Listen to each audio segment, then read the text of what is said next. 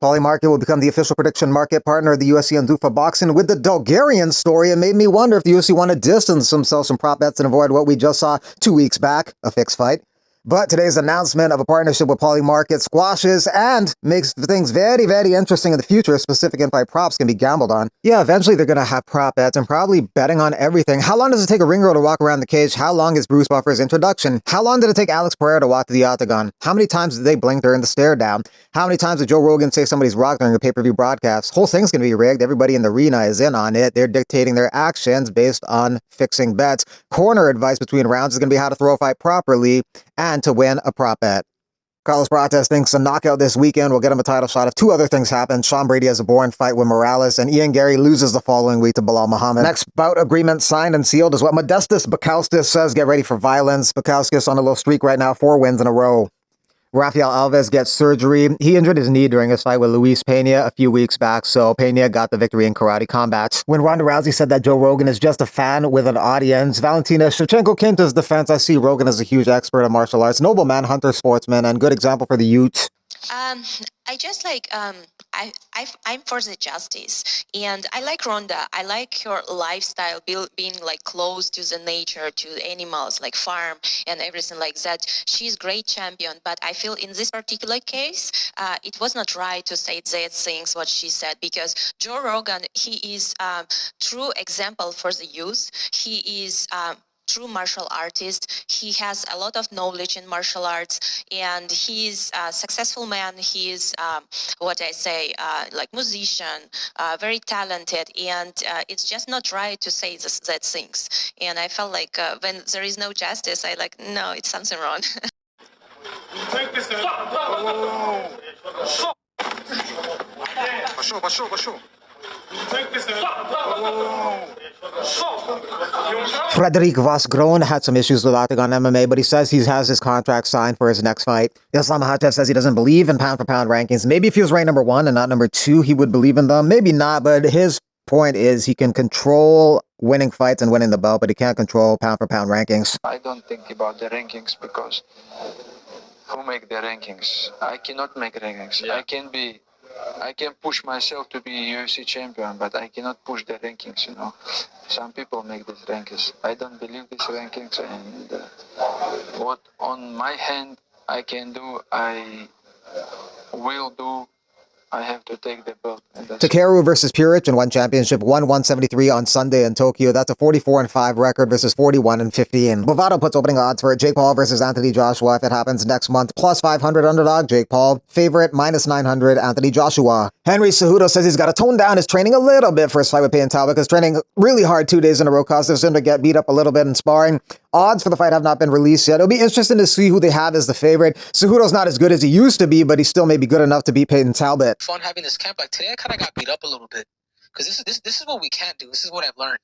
You cannot have 2 hard days in a row, and I made that mistake yesterday. I sparred today, and I got beat up a little bit, which is humbling. Like, you know what I'm saying? Like, I gotta really tone it down the day prior. I just kind of overdid it. Typically, I tend to do that.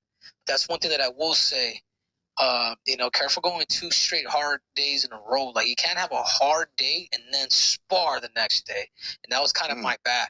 I trained with a bunch of I had sweaters and sweats because, I went to a wedding, so I had a little bit more than what I should have. And then it came back and it bit me in the ass. And it was my conscience was like already there. Like, you know what? I gotta lose more weight today, because today, dude, I gotta make up for what I did on Saturday. And it wasn't a lot, but it was enough to freaking kind of do my thing for and I didn't do any drinking, by the way. So proud of me. The biggest lie fighters tell is what they weigh.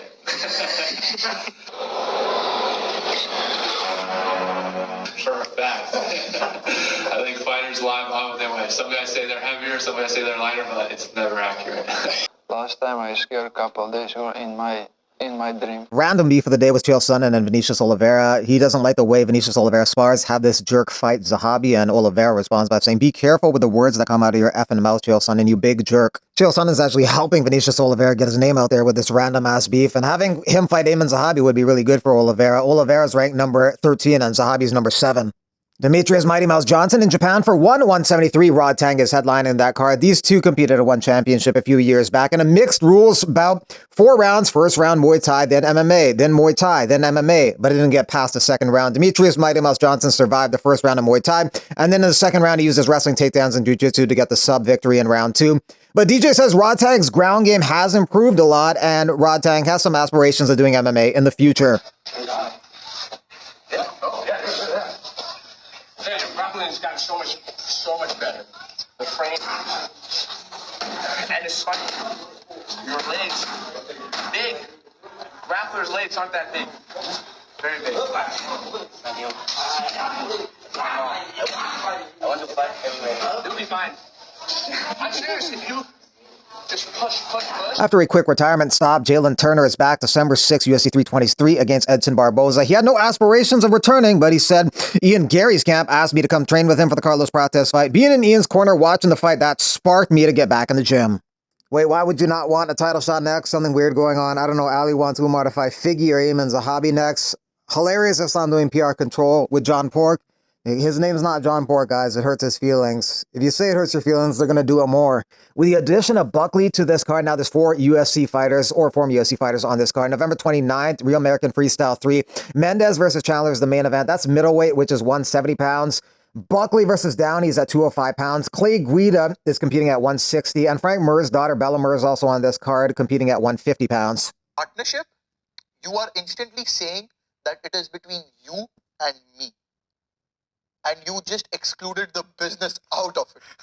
Fair. What you always be business, and then below the business, there are 2 directors who are acting for the business. I want to let all the Mexicans know I love them. I love y'all because y'all got hearts and souls. Y'all are my equal, my brothers and sisters, and my neighbors. Even if you're a Mexican that lives in America, such as if I was an American and I had to live in Mexico, I would still be an American. You see what I'm saying? But I would respect Mexico while I live there. And I know that 99% of y'all do. Y'all are our home builders or road makers, and y'all are beyond contributors to society. Y'all are what makes our society. And I want you to know that I love you. All evil empires, all regimes that are evil come to an end. The end of this evil regime is near. And remember, ICE is not about getting the bad guys. It's about trafficking young children. So all my Mexican Americans, hide your wife, hide your kids. I can't do anything to help you right now other than to talk about this. But this empire will collapse and eventually. And I want you to remember that one gringo stood up and spoke on behalf of y'all because I love you.